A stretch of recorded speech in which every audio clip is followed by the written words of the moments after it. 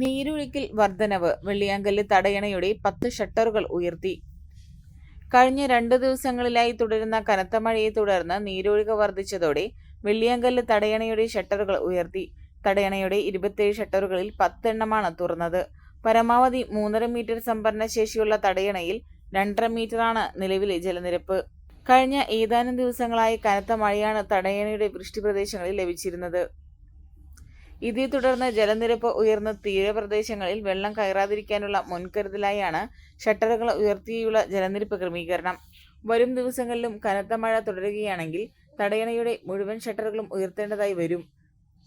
അതേസമയം തകർന്ന സംരക്ഷണ ഭിത്തി ശരിയാക്കാത്തത് മൂലം ഈ ഭാഗത്തുള്ള ഷട്ടറുകൾ തുറക്കാനാവുമോ എന്ന ആശങ്കയും നിലനിൽക്കുന്നുണ്ട്.